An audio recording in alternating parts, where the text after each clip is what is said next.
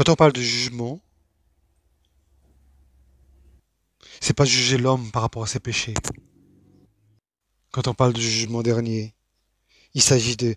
Jésus il dit dans la Bible, comprenez bien, Jésus il dit dans la Bible, quand je viens sur terre, quand je viendrai, c'est pas pour assembler, c'est pour diviser.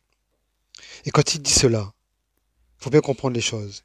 Quand il dit cela, c'est diviser l'amour de la haine, le mal du bien, la lumière de l'ombre des ténèbres. C'est ça, la division. Elle est là, la division. Elle n'est pas ailleurs. D'accord?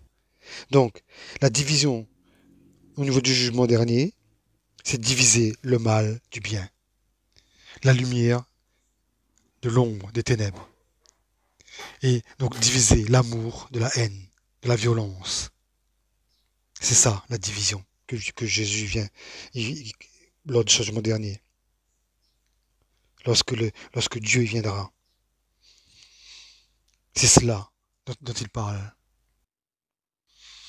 Donc ça veut dire quoi? Ça veut dire que si vous revenez à Jésus, comme moi je suis revenu après 42 ans, malgré mes défauts, malgré, malgré que j'étais dans l'ombre, Jésus il vous accueille. Parce qu'il est amour, d'accord? Et tous nous sommes enfants de Dieu, donc il accueille tous ses enfants. Donc, en accueillant tel que nous sommes, il nous montrera, c'est lui qui nous enseignera de faire la différence, d'avoir du discernement entre la lumière et l'ombre.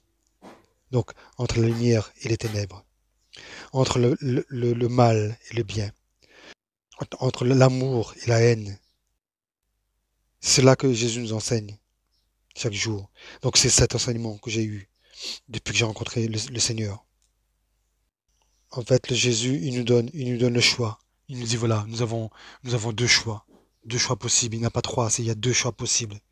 C'est être soit dans la lumière, ou soit dans l'ombre. C'est-à-dire, soit dans la lumière ou dans les ténèbres. Soit être du côté de l'amour ou du côté de la haine. C'est ça. C'est ça la division.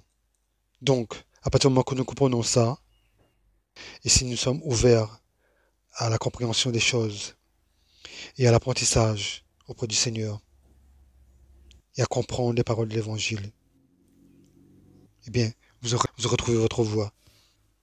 Et donc, cela veut dire que lors du jugement dernier, les gens ils appellent ça la fin du monde. Ce n'est pas la fin du monde, c'est la fin d'un monde. C'est-à-dire un monde où la noirceur, la violence, où la haine domine dans le monde. Regardez bien dans le monde dans lequel nous vivons. La guerre elle existe partout. La violence, elle existe partout. L'injustice, elle existe partout dans le monde entier. C'est elle qui domine le monde actuellement. C'est l'ombre qui domine le monde actuellement. Mais par contre, ce qu'il faut savoir, c'est que la lumière, elle emporte toujours sur l'ombre. Dieu, il dit, il a donné son Fils unique, Jésus, à mourir sur la croix pour sauver le monde. Cela veut dire que lorsque le jugement dernier viendra, eh bien c'est la lumière qui l'emportera sur l'ombre, sur les ténèbres.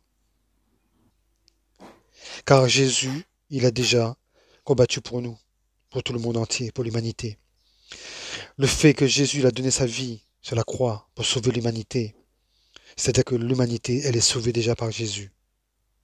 Donc, le jour du jugement dernier, la victoire est déjà acquise.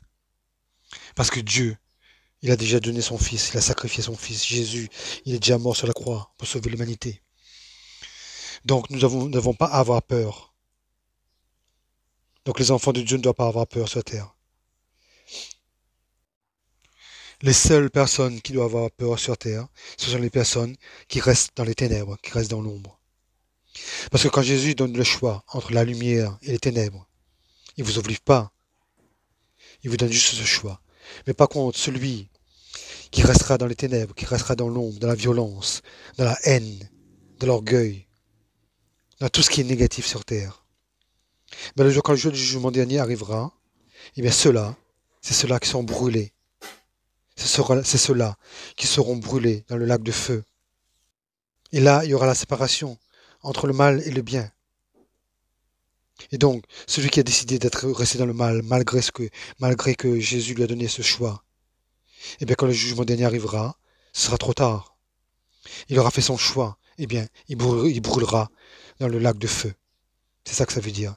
C'est-à-dire que le mal, il sera supprimé de la terre. La violence sera supprimée de la terre. La haine sera supprimée de la terre. Seul Dieu peut faire ça. Parce que Dieu, il est le créateur du ciel, de la terre et de l'univers. Aucune puissance sur terre, aucune force sur terre n'est plus fort que la lumière de Dieu, que la puissance de Dieu. Parce que le Dieu est le créateur. C'est lui qui a créé le ciel, la terre et l'univers. Donc personne n'est au-dessus de Dieu. Personne. Tout ce qui n'est pas de Dieu, c'est-à-dire tout ce qui n'est pas lumière, tout ce qui n'est pas amour, eh bien, seront détruits. Voilà. Voilà ce que ça veut dire. Le jugement dernier. Voilà ce que veut dire le jugement dernier. C'est pas la fin du monde, c'est la fin d'un monde. C'est-à-dire que toutes les impies, toutes les injustices qui règnent sur terre depuis des millénaires, toute cette injustice, elle a été mise en place par l'homme. L'homme qui a été souillé par des anges déchus. Car oui, si on lit la Bible, si on lit l'Évangile, si on lit la Bible, ceux qui ont amené, ceux qui ont amené le mal sur terre, ce sont les anges déchus qui ont voulu défier le Dieu lui-même. Donc ce sont ces gens déchus qui ont souillé l'homme sur terre, qui ont ramené l'injustice sur terre, le mal sur terre, la violence, la haine, la négativité, la jalousie, l'envie. Et tout cela a commencé dès la création.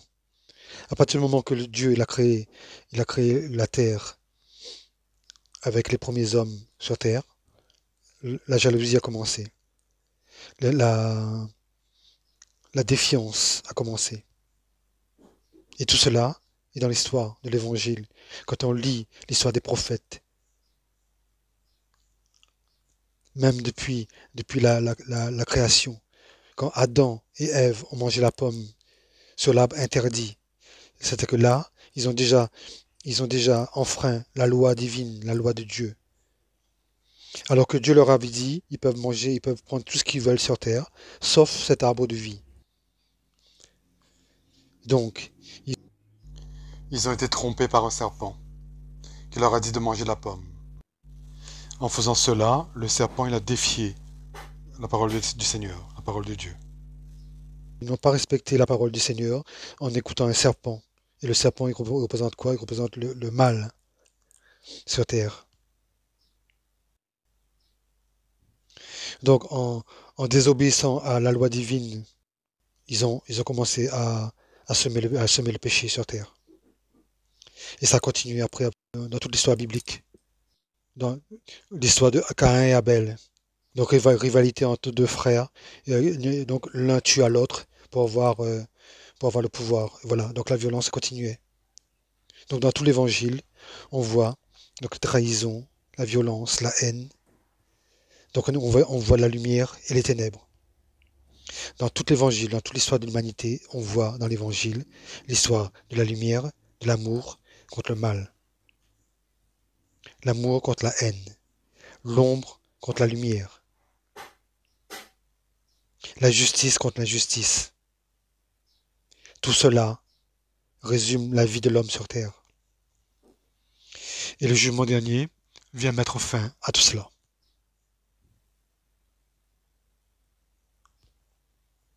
Donc ça veut dire que le jugement dernier, après le jugement dernier, Dieu rétablira l'humanité selon son image. Comme Dieu va créer un monde pur, un monde juste, où l'injustice sera bannie, où les ténèbres seront bannies, où la violence, la haine sera bannie.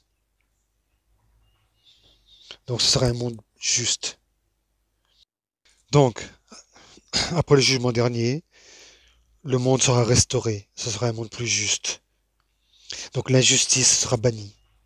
Donc toutes les injustices, toutes les violences, toute la haine, toute la jalousie, les envies, toutes les guerres, toutes les tensions dans le monde, toute la famine, les nations qui sont affamées, les enfants qui dorment dans les rues, les sans-abri qui dorment dans les rues, toute l'injustice sociale qui existe sur Terre n'existera plus. Fini tout ça. Ce sera un monde plus juste, un monde équitable, un monde de bonté, de piété, un monde d'amour où, où régnera la sérénité, la bonté, la richesse, l'abondance, la dignité, l'intégrité, le partage, la compassion, l'amour de son prochain. Un monde qui respecte l'environnement, un monde qui respecte les hommes, un monde qui respecte la nature, un monde qui respecte la terre que Dieu lui a donnée. Voilà, voilà ce que c'est que la vie après le jugement dernier. Donc, ce n'est pas la fin du monde, c'est la fin d'un monde. Comprenez bien cela. Quand Jésus donne le choix à toute personne de faire son choix, il n'oblige personne il n'oblige personne à choisir l'un ou l'autre. Mais il vous dit simplement, voilà. Voilà à quel choix vous serez confronté.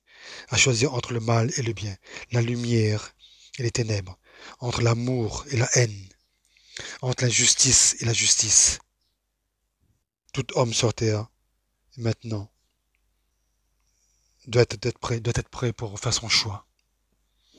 Et le choix, il se fait maintenant, il ne se fait pas après le jugement. Quand le jugement dernier arrivera, il sera trop tard. Car une chose, il faut savoir, il est dit dans la Bible, d'ailleurs, que tout ce que nous faisons sur terre est noté. Il y a le livre de vie, là où est noté toute notre vie sur terre, tout ce qu'on a fait sur terre, depuis notre naissance jusqu'au jugement dernier. Et le jugement dernier ne concerne pas uniquement les vivants, il concerne également les morts. Parce que la mort n'est pas une fin en soi, c'est une continuité. L'espace corporel n'existe plus, mais l'âme, elle existe, mais l'âme, elle est toujours présente. Donc le jugement dernier, c'est pour ça que quand on parle du jugement dernier, on parle des vivants et des morts.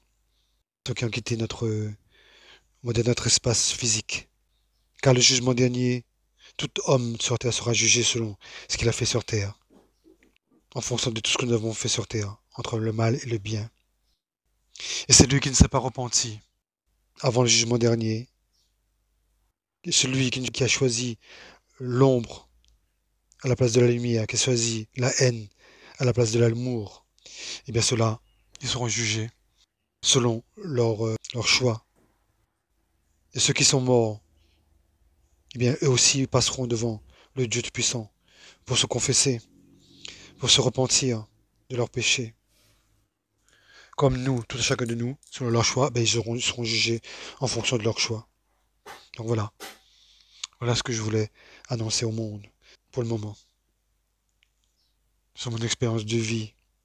Mais moi, mon choix est déjà fait. Vous l'avez bien compris.